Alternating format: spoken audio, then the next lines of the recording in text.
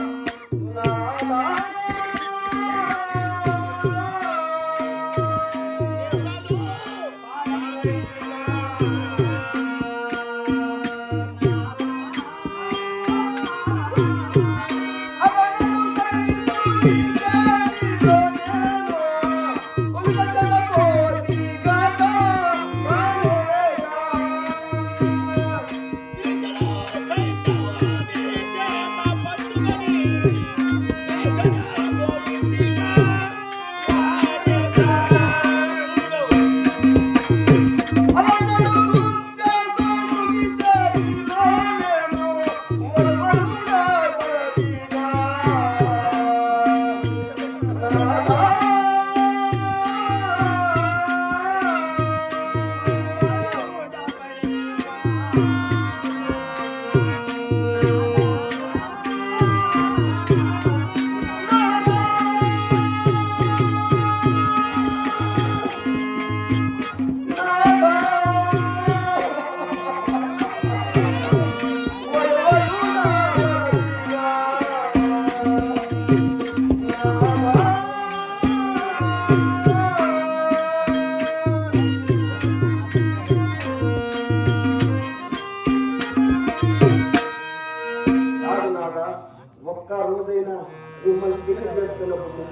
మనశ్శాంతిగా ఒక్కరోజైనా ఉన్నాను.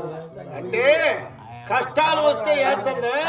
నా శరీరాలను చూసి పక్క పక్కన అలనాడు అరణ్యములు ఆ సైంధవుడు, ఈనాడు చిత్రసభము ఈ రోజు ఈ కీచకుడు.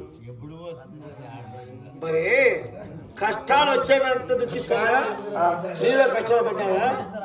నేను ఆడదాను, మీరు మగవారు. ఆడవారిలో కష్టాలు పడిన లేరా? ఎవరు నాథ? నాకు మించిన కష్టం ఎవరు పడ్డారు? అయ్యో, శ్రీరాముని భార్య సీతాదేవి 17వ 14 సంవత్సరంలో ఉన్నదా? హరిశ్చంద్రుని భార్య అటువంటి శంకరమతి దేవి కాలకౌస్తుకి సేవలు చేయలేదా? అటువంటి వారే కష్టాలు పడ్డావు. నీవెత్త ఎలా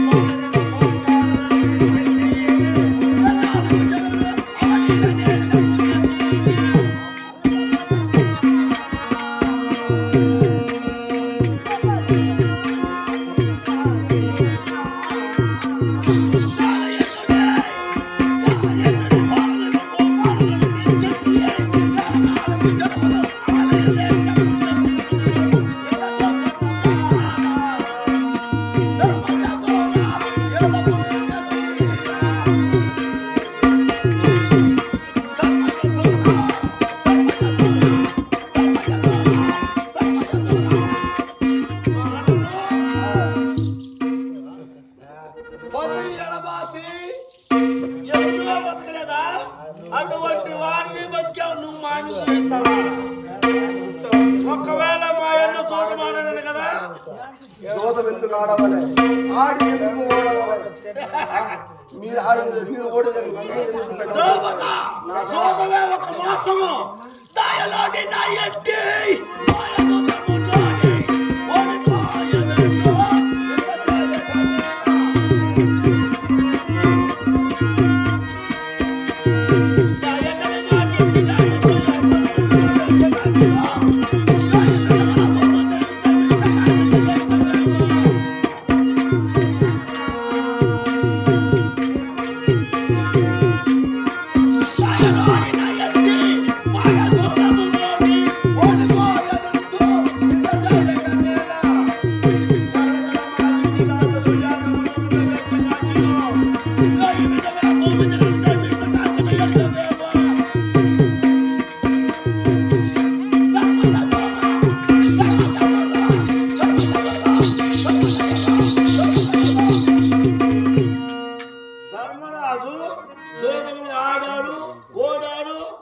నిందిస్తున్నావా?